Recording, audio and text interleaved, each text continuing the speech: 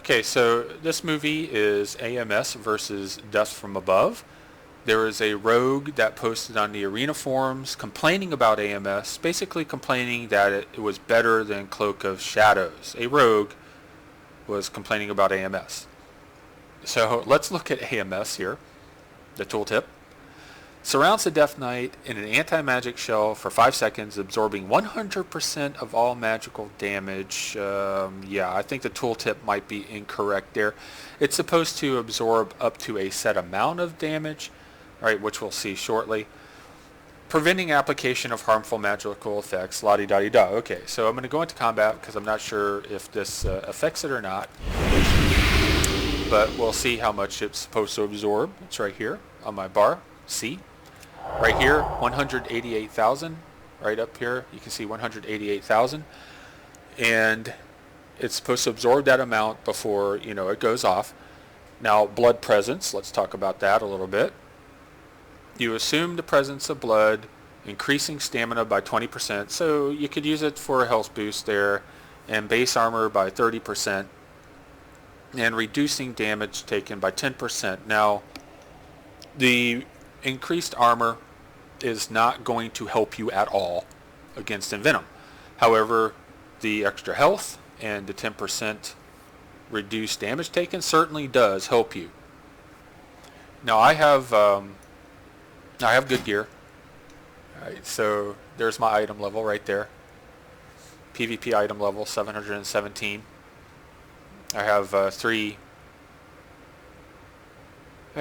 of the conquest pieces here, so it might be a little bit better geared than most players that are in there right now, just depending on how lucky they've gotten with Ashrain and RBGs.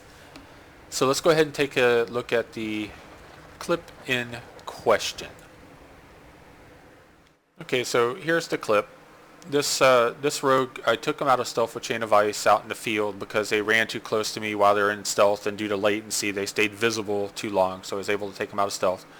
They gouged me and they sprinted over here into the Berserker hut and they picked up the buff, you can see. Now there's a friendly hunter that comes in behind me here. He doesn't do too much because he gets jumped by enemy players. But it doesn't really matter because this rogue is going to kill me, and not only is he going to kill me, but he's going to flat out destroy me. Okay, I'm going to get destroyed here.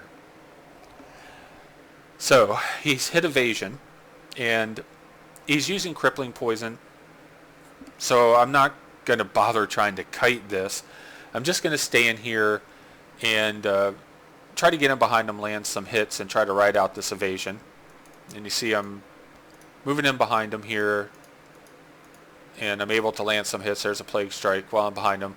On the left, there's Vendetta, Mark of Death. He has a Mark of Bleeding Hollow proc. Trinket has been used, Rapid Adaption.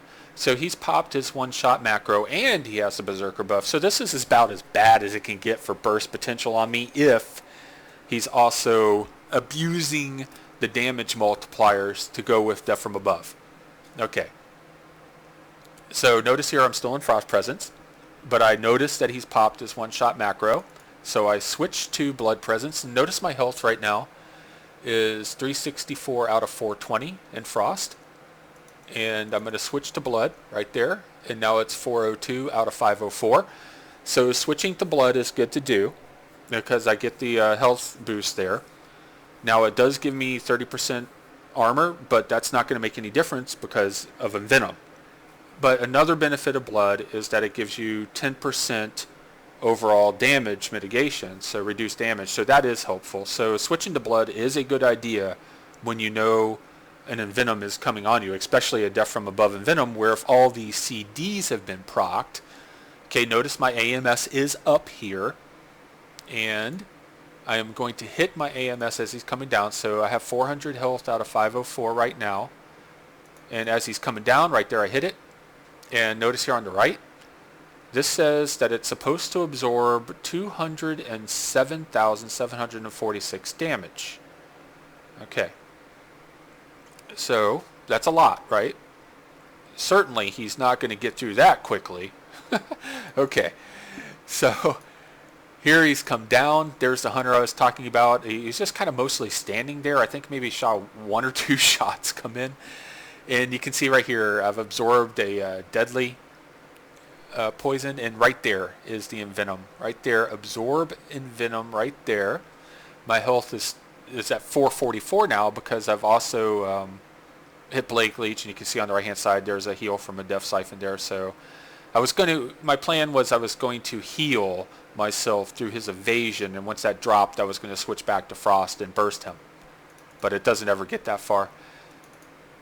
Okay, so there's the envenom, it's been absorbed, and then we have some really unusual things happen here with how the AMS disappears and my health.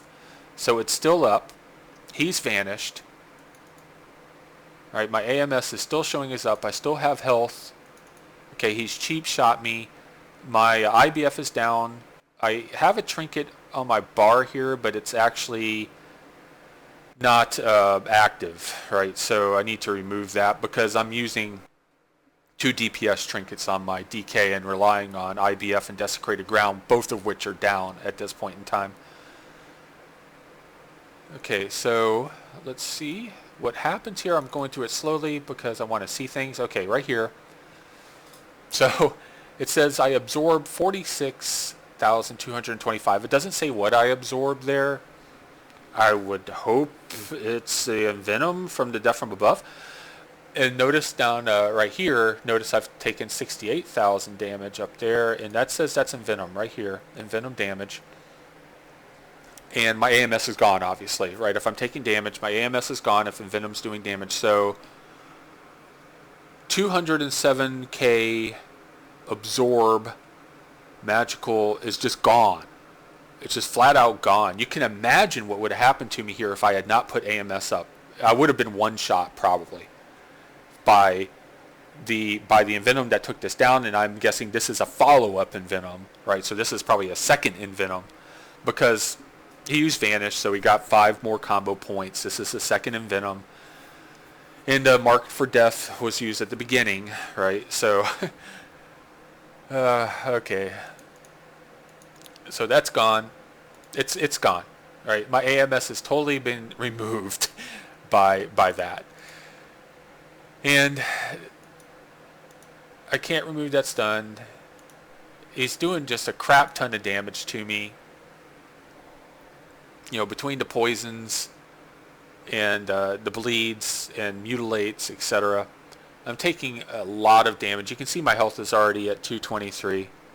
I'm healing myself over here on the right hand side. His evasion is down, but I cannot go into Frost because I'm taking too much pressure. And you see here he gets a rejuvenation. So he has friendly players on the outside now, but it wouldn't have made a difference. He still would have destroyed me. Okay, now he cloaks his shadows. He cloak his shadowed after I chained him. I was going to try to kite him out, but I'm not going to make it that far. He cloak his shadow. He removes that to stay up on me, but he has burst of speed and crippling poison, so there's no way I'm going to be able to kite this out to recover. My health is 154 now, and he's going to finish me off here with 100k in Venom coming up shortly. Right, there's a Warlock also hitting me, but again, very minor compared to the damage I take from the Rogue. Right there, 97k in Venom to kill me. And flag of ownership, yes, because I did get owned. I flat out got owned. But I didn't get owned by that Rogue. I got owned by the developers of this game. Because play counterplay dictates that when somebody hits a macro that pops all of their offensive CDs and goes into their biggest offensive move, and I react appropriately by going into Blood Presence and hitting AMS, and I still get destroyed like this, you got a problem with your game. You have a problem with your game. Now, yes, they did have the Berserker buff, but it would not have made a difference whether they had it or not. I still would have gotten killed there. That is too much damage. And again, what if my AMS was down? Fix it.